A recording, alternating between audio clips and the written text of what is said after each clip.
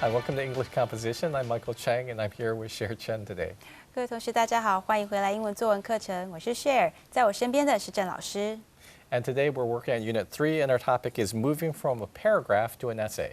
好，我们今天要为各位同学讲解的呢是第3个单元，这个主题呢讲到的是要怎么样呢从这个段落进步到开始写作短文了。And today we're going to learn about writing an essay. We'll do this by comparing a paragraph with an essay that's written about the same topic. 好，那既然我们讲到要如何从这个段落进化到写作短文哦，那在这一个单元之中呢，我们将会带领各位同学来比较一个段落跟一篇短文。那你可以看一看彼此之间有什么相似或相异的地方呢？ And so let's start by talking about some of the similarities and differences between a paragraph and an essay. 好，我们现在就来看一看他们彼此之间的相似及相异之处。And so a paragraph will have an introduction, a body that supports the main idea in the introduction, and a conclusion. 好，那一个段落呢，通常呢会有一个开头来介绍主题，一个内文来表示对主题的一些看法，以及最后一段结论。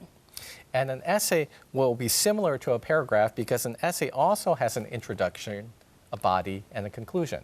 好，那对于短文而言呢，也是类似的哦。短文一样是具备了所谓的开头引言、主体论述以及最后的结论。However, an essay is much longer than a paragraph. And while a paragraph will have one topic sentence that acts as an introduction, an essay will have a whole paragraph that acts as an introduction. 然而呢，最明显的一个差别应该是在于长度上。短文呢，很明显比段落长了非常的多哦。相对于段落只能够用一句话来当做这个破题句也是主题句哦。短文却有一整个段落来当做它的开头引言。And now a paragraph may have many ideas to support the main idea of the topic sentence, but each of these ideas will be explained with only one or two sentences. 好，那当进入主体论述的时候呢，一个段落中虽然也有许多的看法跟论点来支持主题句，但是每一个论点呢，最多只能占1到2个句子而已。And an essay will also have many ideas to support the main idea of the essay, but there will be a whole paragraph about each of these ideas. 但是呢，相对而言短文它也一样可以有非常多的看法跟论点，但是每一个论点都只能使用一个段落来做解释。And then finally, a paragraph will have just one sentence that acts as a conclusion, while an essay will have a whole paragraph as a conclusion. 好，那最后呢，我们讲到这个结尾的部分段落呢通常只有一个句子被用来当做结尾句，但是短文呢会用一整个段落来作为总结。All right, now let's take a look at an example of a paragraph and an example of an essay. 好，那接下来呢，我们来看看一篇这个段落的例子，还有一篇这个短文的例子。All right, so now let's take a look at our model, our writing models. 好，我们来看一下我们的写作范例。All right, our first one is my favorite relative. It's my favorite relative paragraph version. 好，我们现在看到的第一个例子呢，题目是我最喜欢的亲戚。那这个例子呢，是一个段落为主的一个版本。Starts off, my Uncle William looks and acts very unusual, but he is my favorite relative. 我的威廉叔叔在外表及行为上都异于常人，但他仍然是我最喜欢的亲戚。Uncle William looks unusual because he looks like a stick figure. He is tall and skinny with a bald head, big ears, and a big mustache. 威廉叔叔看起来和一般人不一样，因为他看起来就像根瘦竹竿一样。他又高又瘦，还有一颗秃头、大耳朵，再加上一把大胡子。He also acts more like a child than a middle-aged man. For example, he likes to dress in old-fashioned clothes and pretend that he is a knight from King Arthur's Round Table. 他的行为也像小孩子一样，跟其他这个中年的男子不一样。他喜欢穿着落伍过时的衣服，假装自己是亚瑟王的圆桌武士之一。However, Uncle William is my favorite relative because he always takes the time to listen to me when I have a problem, and he also gives me great advice. 然而，威廉叔叔却是我最喜欢的亲戚，因为呢，他总喜欢花时间倾听我的诉苦，而且他总是能给我很棒的建议。I am looking forward to the next visit from my favorite relative. 我很期待下一次能够再见到我最喜欢的这位亲戚。Now let's take a look at another version of this topic, but written as a longer essay. 好，那接下来呢，我们要看到的是另外一个版本，同样的题目的一个写作范例哦。那接下来这个范例呢，是一篇短文的范例。My favorite relative. I come from a really big family. Both my mother and father have 4 siblings. 我来自一个大家庭，我爸爸和我妈妈各自都有4个兄弟姐妹。On holidays, when the whole family gets together, it is hard to keep track of all the aunts and uncles and cousins running around the house. 每当大家齐聚一堂欢度假期时，要记住每个阿姨、叔叔还有表亲们是一件很困难的事。But among all my relatives, there is one that really stands out, my Uncle William. He is a very unusual man. 但是在我众多的亲戚之中，有一个亲戚却非常的突出，也就是我的威廉叔叔。他和一般人非常的不一样。I think that he is odd because of the way he looks and the way he acts, but Uncle William is still my favorite relative. 我觉得他的外形跟行为都很奇特，但是威廉叔叔仍然是我最喜欢的亲戚。Just looking at Uncle William can make you laugh. He is a tall, skinny man who just turned 50 last week. 光是看威廉叔叔一眼，就可以让你笑出声来。他是个又高又瘦的男人，上个礼拜刚满50岁。He looks like a stick figure.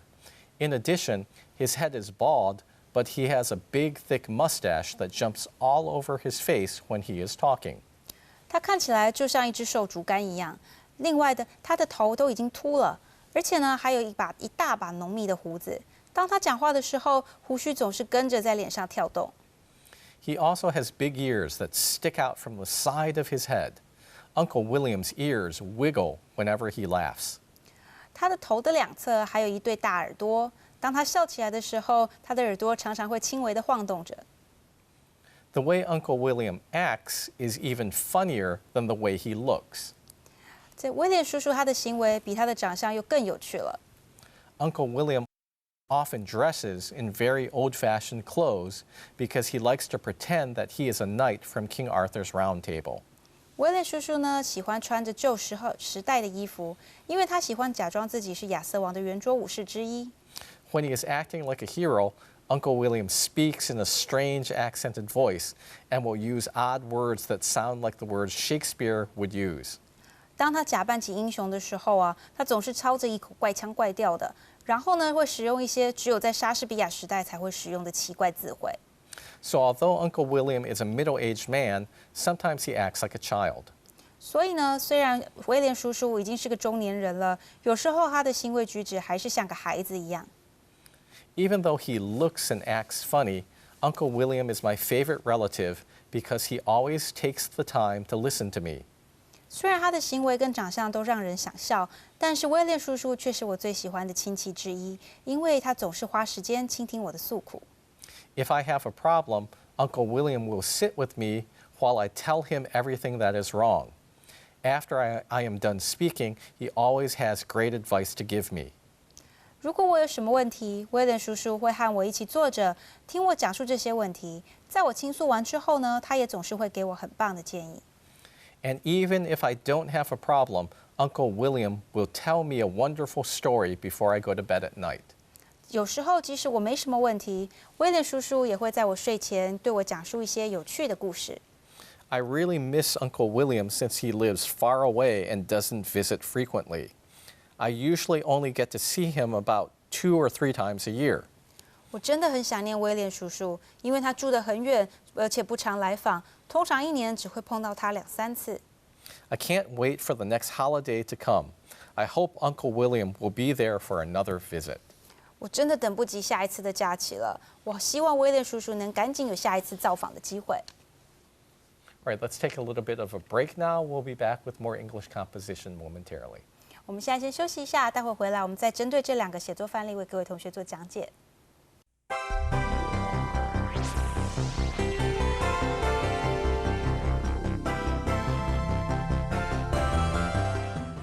Welcome back. Now let's compare our model paragraph with our model essay. 好，欢迎各位同学回来。接下来呢，我们来把这个写作范例中的段落以及短文来做一个解释。And we will start by learning what is special about the introductory paragraph of an essay. 首先呢，我们会先来了解一下关于这个开头引言的部分呢，短文有什么特别的地方。Right, so let's talk about the introductory paragraph. 好，那首先我们就从这所谓的开头引言来作为一个开头。Right, the introductory paragraph is used to catch the interest of the reader or to give background information about the main topic of your essay. 开头引言的段落呢，主要是用来能够吸引读者的注意力，或者呢能够说明一下主题的一些背景资讯。And now the information in your introductory paragraph should allow the person who's reading your essay to understand what your thesis statement is. 好，那这些所谓的资讯呢，必须要能够提供你的读者足够的一些讯息，来了解接下来我们在文章中会提到的主旨陈述。Now let's talk about what a thesis statement is. 好，那既然提到了主旨陈述，我们就来看看什么是主旨陈述呢？ The thesis statement is similar to the topic sentence of a paragraph because it tells the exact point that you're going to try to show or prove in your essay. 主旨陈述呢，它的性质是类似于段落中的主题句，因为呢，它能够清楚地表明接下来的文章中所要去证明以及陈述的一些论点。And your thesis statement often acts as an outline for your entire essay because it will summarize the main reasons you believe that the point you're making in your essay is true. 好，那主旨陈述呢，同时也就像是接下来这整篇文章的一个大纲哦，因为它仅是以一小段话，却能够去概括这整篇文章所有接下来重点的论述部分。And now the thesis statement is usually the last line of your introductory paragraph. 主旨陈述呢，一般来说都会发生在开头引言段落的最后一句。All right, so now let's take a look at the thesis statement inside our model essay. 好，那接下来呢，我们来看一下我们这个写作范例中的短文哦。我们来看看它这里的主题句到底是什么呢？ It says, I think that he is odd because of the way he looks and the way he acts, but Uncle William is still my favorite relative. 好，那你会发现这一句话就是在开头引言段落的最后一句哦。他提到说，他和常人非常不一样，在外形及行为都很奇特，但是威廉叔叔仍然是我最喜欢的亲戚。And we can see that there are three key ideas that are contained in our thesis statement. 好，我们可以发现哦，有3个非常重要的这个想法呢被提出来了。And so first of all, one idea is that Uncle William looks odd. 好，那第一个重点呢是他看起来很奇怪。Right, another is that he also acts odd. 第二个呢，则是说他连行为都很奇怪哦。And then the final point that the thesis statement is making is that Uncle William is still the writer's favorite relative. 接下来呢，我们可以看到，不管怎么样哦，第3个重点是点出来说，威廉叔叔仍是我最喜欢的亲戚。And so this thesis statement helps us to organize our entire essay. And so if you look at the essay, you can see that there are 3 body paragraphs that follow, which are on these exact same 3 topics that we see in our thesis statement. 好，那主旨陈述呢，是可以帮助我们来架构接下来这篇短文中其他的段落，它的顺序以及重点。那你如果呢把这整篇文章再仔细的看一下，你会发现接下来刚好有3个主题段落，3个主题段落呢，它的讲述的重点呢，刚好就是我们在主旨陈述中提到的这3个重点。Now let's compare the topic sentence of our paragraph with the introductory paragraph of the essay. 好，那接下来呢，我们来把这个段落的主题句跟短文的主旨论述这开头引言哦做一个比较。All right, so now here is the topic sentence of our paragraph. 好，现在各位同学在荧幕上看到的是段落的主题句。All right, and now let's take a look at the introductory paragraph of the essay. 好，那接下来呢，我们看到的是短文的开头论述段落。And so now as we're comparing these 2 passages, you can notice that the topic sentence of the paragraph is very direct and concise. It gets across the important ideas without using any unnecessary words. It also expresses the key ideas of the essay's introductory paragraph in just a few words. 好，你可以发现呢，段落的主题句哦非常简短明白，它只简单的简述了这个重点，省略了其他非必要的字。它光是这几个字呢，就能够表达这短文的开头引言段落整个段落所想要陈述的重点。And in fact, if you look at this topic sentence, we see that it's actually shorter than the thesis statement of the essay. 事实上呢，如果你仔细的看一看这个主题句，你会发现它其实比整篇这个短文的开头引言段落里面提到的主旨论述还要来得简短很多哦。And now when we look at the introductory paragraph, we can see that this is much longer, but there's also an advantage to this extra length. 那当然啦，我们看看这个短文的部分，它的开头引言呢是比较长了一点哦，但是呢，它还是有它的优点的。And so one thing that we can notice is that there is a lot more background material inside the introductory paragraph that's missing from the topic sentence. 你会发现这个段落呢，提供了非常多的这个背景资讯。那这些背景资讯的细节跟这些例子呢，是主题句是没有办法去提供的。And so one thing that we learn is that the writer comes from a very large family with many relatives that gather for the holidays. 我们会发现呢，这个作者哦，他是来自一个有很多亲戚的大家庭，而这个大家庭呢，正为了假期而欢聚在一起。And so from this added information about all the relatives, we see that Uncle William is part of a very, very large family. And so therefore, the context makes him seem much more special because we're picking him out from a very large group. 好，那像这样的背景资讯呢，让威廉叔叔显得更加的特别哦。因为呢，即使身在一大群的这个亲戚之中啊，威廉叔叔仍然显得非常的突出，而且不一样哦。And so what we can see by having this introductory paragraph and the background material here is we have a much fuller understanding of the background of the writer.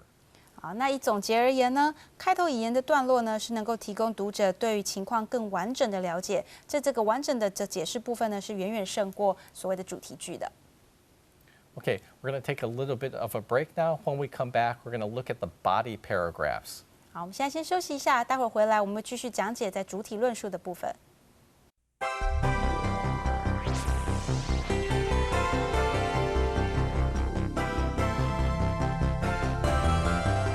Welcome back. Now let's take a look at the body paragraphs of the essay. 好，欢迎各位同学回来。现在呢，我们来看一下短文中的主体论述段落。Now, the body paragraphs give extra detail to prove your thesis statement is true.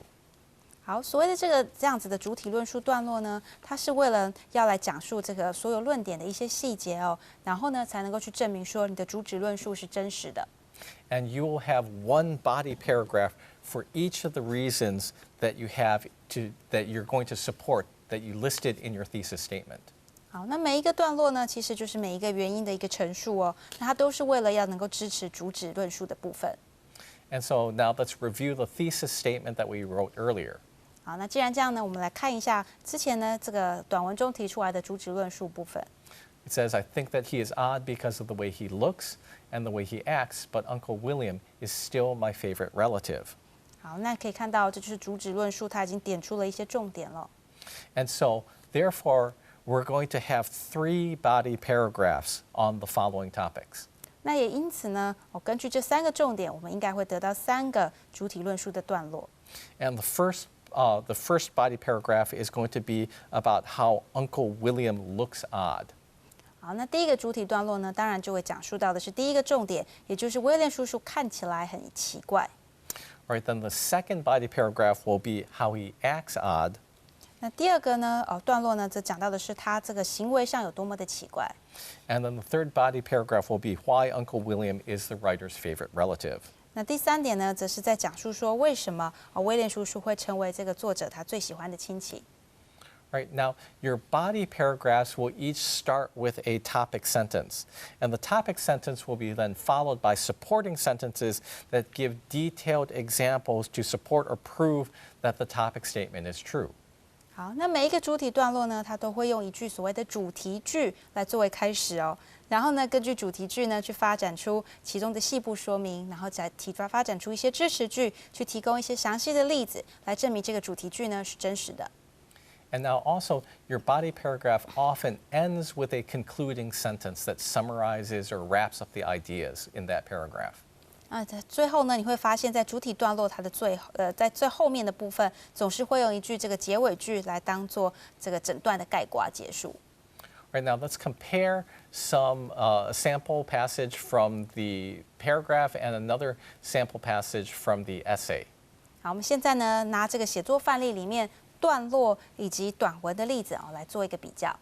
Right, and the paragraph says, Uncle William looks unusual because he looks like a stick figure. He is tall and skinny with a bald head, big ears, and a big mustache. 好，我们可以看到，在段落之中呢，在讲述威廉叔叔的长相的部分是用了这些句子来提到他提到他长得又高又瘦，有颗秃头、大胡子，还有一个这个大大的招风耳。And so this sentence from the paragraph goes directly to providing information about Uncle William. We learn immediately that Uncle William looks unusual, and then the next sentence lists some of his unusual features. 好，那段落中的句子呢，它是直接提供了关于这个威廉叔叔的一些外表资讯那我们马上就可以知道说，威廉叔叔他看起来与众不同那是因为呢，他有这一些很特别的外表特色。Now, if we look at the essay, we see this is much longer and there's much more information. 好，但是如果我们看看短文的部分，一样是用来描述这个威廉叔叔的长相的部分但是呢，他却提供了更大的篇幅，那当然也相对的提供更多的讯息。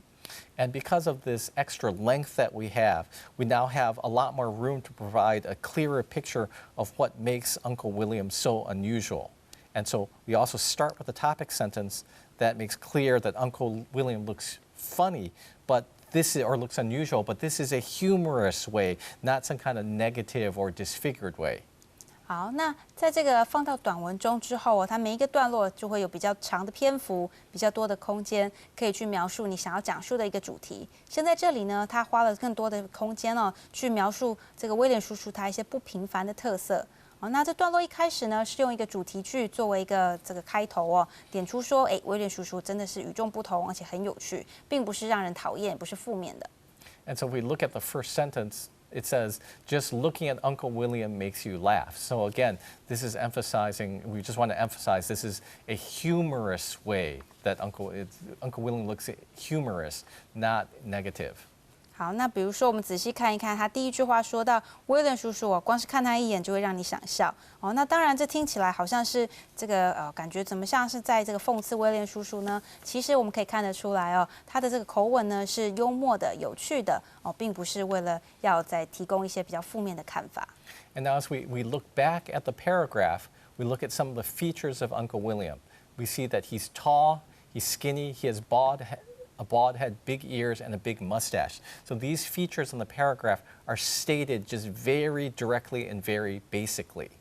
好，那如果我们回头看一下段落的部分，你会发现段落中提到了威廉叔叔的一些外表特色，包括他的身高他的外形，那他的这个一些长相的特色这些东西呢都是用非常直截了当的方式直接点出来，并没有多添加其他的这个加油添醋的陈述。But now, as we look at the essay, see how much extra detail that we can put in about Uncle William's appearance. So when we talk about the mustache, we don't just state that we have a mustache. We have the mustache contrasted with his bald head. So therefore, we can see the reason there's a connection between the bald head and the mustache. 好，那但是到了这个短文之中呢，你就可以看到，短文中真的每一个细节都加入了很多其他的解释跟延伸比如说，光是单纯的讲述他这个大胡子这件事呢，在短文之中呢，却把这个胡子大胡子跟他这个秃头做了一个连结那我们就可以因此看得出来，头上都没有头发啦，怎么嘴上还有这一大把胡子呢？那我们看出这其中的幽默讽刺，那因此会觉得好笑了。Right, and so then. Basically, we can see here there's a lot of extra detail and we get a much fuller picture of what Uncle William is like when we look at the essay. 好，那我们总结而言呢，当你看这个段落的时候，你可以当你看段落的时候看到的是单纯简单的一个叙述，但看到短文里头的段落呢，我们却因此得到的是比较清晰的、完整的一整体而言的一个印象。Right, and we can also see that in the essay paragraph, there's no concluding sentence because the ideas are kind of basic, and so we don't need something that summarizes. 好，那当然我们也会发现，在这个短文之中的段落呢，它其实是没有所谓的结尾句的。那毕竟因为呢，它讲述了很多的一些细节内容，那其实并不需要在这个时候就做出结尾。因此呢，我们不会在这个短文中的段落看到结尾句。Right, now let's go on and talk about the concluding paragraph. 好，那接下来我们真正的进入到的是短文的结尾，也就是结尾段落的部分。Now, the concluding paragraph ties together all the ideas in your essay, and it can summarize the main ideas of the essay or can emphasize a final point that you want to make. 好，结尾的段落呢，会将文中所提出来的重点都做一个汇整。哦，那它可以总结文章中所提出来的重要重点哦，或者呢，它也可以用来强调文章最终的一个这个重要想法。And your concluding sentence or your concluding paragraph is your last chance to make an impression on your reader. So you want to make your concluding paragraph some kind of a memorable statement. 好，那当然呢，这个到了结尾段落呢，这也会是你最后一次可以打动读者的机会了哦。那你会希望说，在这样子的结尾段落中，你能够提出来一个这个值得纪念性的一个结论。So now let's compare our concluding sentence from the paragraph with the concluding paragraph from the essay. 好，我们接下来呢，我们来把这个段落中的结尾句，还有在这个短文中的结论哦，这个结尾段落来做一个比较。And so the paragraph has a very simple concluding sentence. It just says, I'm looking forward to the next visit from my favorite relative. 好，我们可以看到段落里面它的结尾句呢，哦，非常简洁扼要哦，就是说他很希望能够他的亲戚能够再次到访。And this concluding sentence is quite simple. It's merely restating the point from the topic sentence that Uncle William is his favorite relative and he's looking forward to his next visit. 这样的结尾句呢，真的是非常的简单哦。它紧紧的重复了这个主题句，然后呢，去强调说啊，威廉叔叔他好喜欢哦，他希望他能够再次来访。Now, if we look at the concluding paragraph, we see that this again provides much more information that's missing from the concluding sentence. 好，但是呢，如果我们来看看短文的结尾段落的话，你会发现说，哎，这个结尾段落真的是提出了比结尾句更多的资讯哎。And so one of the main things that we learn from the essay is that Uncle William lives far away and that he seldom visits. You see that he only comes a few times a year. 好，我们会发现呢，威廉叔叔他住得很远哦，而且很少来拜访哦。这个资讯呢，哦也是在这短文中会提出来的。And so from this added extra information in the essay, we have a better understanding of why the writer will miss his uncle. 好，那因为有了这一项资讯呢，所以才让我们能够更清楚的去明白说，为什么作者会这么的想念他的威廉叔叔了。All right, so now let's go and talk about our homework. And so what you should do is you should review the material in the unit, and then you should do the writing analysis exercise. 好，那这个礼拜回去呢，不只要请各位同学再次复习一下这一课的一些重点内容哦。那当然，各位同学也记得要把这个写作分析部分的练习完成。And then the next thing is to do the writing activity. And this is something very important because we will continue to work on this activity for many of the following lessons. 好，那更重要的部分当然就是你的写作实习的部分啦。那这个写作实习呢是非常重要的，因为接下来你会发现好几个单元我们都会用到这个单元做的一个练习内容，然后呢最后能够完成一篇完整的短文。And so for this writing activity, you need to start thinking about a person that you want to write about. And so just start by writing a simple description of this person that's significant to you. 好，那这一次的写作的这个主题呢，一样是谈论一个对你很重要的人哦。那这个当然，你首先就必须先把这个对象先找出来了。And so you can write about a favorite relative, you can write about a best friend, or you can write about somebody else you know, but make sure that you pick someone you really know and not just somebody you've heard about. 好，那当然，这个人可能会是亲戚啊，或是你的挚友啊，或是其他认识的人。一件事很重要的是，你要确定你甚至跟这个人呢，的确是非常的熟哦。All right, thanks for joining us this week for English composition. We'll be back with you in another week. 好，谢谢各位同学今天的参与，我们下个礼拜再见。